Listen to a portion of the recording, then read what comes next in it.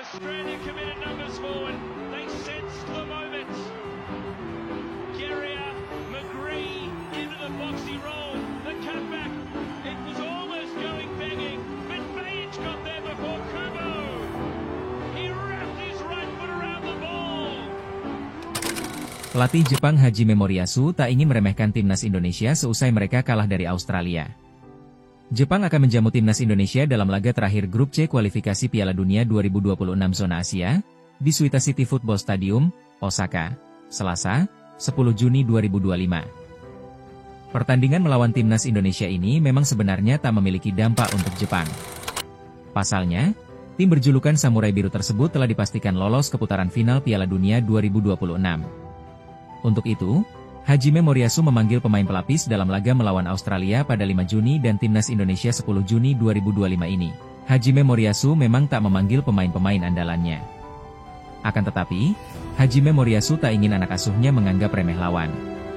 Apalagi setelah laga ke-9 Grup C, Jepang menelan kekalahan 0-1 dari Australia. Hubungan bilateral antara Australia dan Jepang dari waktu ke waktu menunjukkan hasil yang positif di mana hubungan tersebut semakin erat dengan dilakukannya kerjasama. Penelitian ini bertujuan untuk melihat hubungan bilateral di antara kedua negara yang dapat menguatkan hubungan politik dan diplomasi antar kedua negara. Pada penelitian ini, berfokus kepada berbagai kerjasama apa yang dilakukan Australia dan Jepang untuk melihat seberapa kuat hubungan politik yang dijalin kedua negara tersebut, serta dampak apa yang dihasilkan atas adanya hubungan bilateral tersebut. Pemilihan topik ini didasarkan atas keingintahuan penulis tentang kekuatan politik antar dua negara dan hubungan bilateral kedua negara tersebut yang makin hari semakin erat karena adanya fenomena kebangkitan Cina. Metode yang digunakan berupa penelitian kualitatif dengan menggunakan studi literature dalam pengumpulan data. Penelitian ini menunjukkan bahwa Australia dan Jepang menikmati salah satu kemitraan ekonomi paling signifikan di kawasan Asia Timur. Berdasarkan dari beberapa bidang kerjasama yang dilakukan oleh kedua negara tersebut, maka antara Australia dan Jepang tidak dapat dipisahkan dalam menjalin kerjasama dan perkatan hubungan timbal balik yang saling menguntungkan. Dan, berdampak pada hubungan politik dan diplomasi di antara kedua negara semakin kuat. Hal tersebut telah tercermin dalam realitas hubungan kedua negara berdasarkan pertimbangan nasional masing-masing.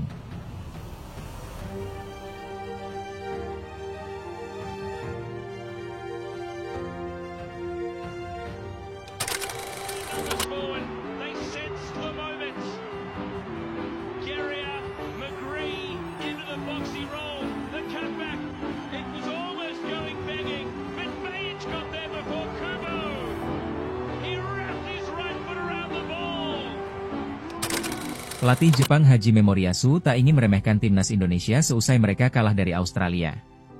Jepang akan menjamu timnas Indonesia dalam laga terakhir Grup C kualifikasi Piala Dunia 2026 zona Asia, di Suita City Football Stadium, Osaka, Selasa, 10 Juni 2025. Pertandingan melawan timnas Indonesia ini memang sebenarnya tak memiliki dampak untuk Jepang. Pasalnya, tim berjulukan Samurai Biru tersebut telah dipastikan lolos ke putaran final Piala Dunia 2026. Untuk itu, Hajime Moriyasu memanggil pemain pelapis dalam laga melawan Australia pada 5 Juni dan timnas Indonesia 10 Juni 2025 ini. Hajime Moriyasu memang tak memanggil pemain-pemain andalannya.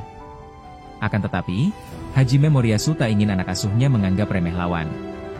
Apalagi setelah laga ke-9 Grup C, Jepang menelan kekalahan 0-1 dari Australia. Hubungan bilateral antara Australia dan Jepang dari waktu ke waktu menunjukkan hasil yang positif di mana hubungan tersebut semakin erat dengan dilakukannya kerjasama. Penelitian ini bertujuan untuk melihat hubungan bilateral di antara kedua negara yang dapat menguatkan hubungan politik dan diplomasi antar kedua negara.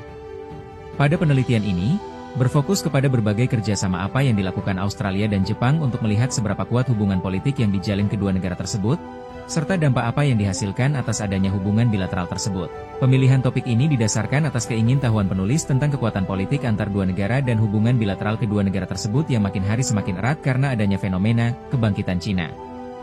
Metode yang digunakan berupa penelitian kualitatif dengan menggunakan studi literature dalam pengumpulan data. Penelitian ini menunjukkan bahwa Australia dan Jepang menikmati salah satu kemitraan ekonomi paling signifikan di kawasan Asia Timur. Berdasarkan dari beberapa bidang kerjasama yang dilakukan oleh kedua negara tersebut, maka antara Australia dan Jepang tidak dapat dipisahkan dalam menjalin kerjasama dan perkatan hubungan timbal balik yang saling menguntungkan.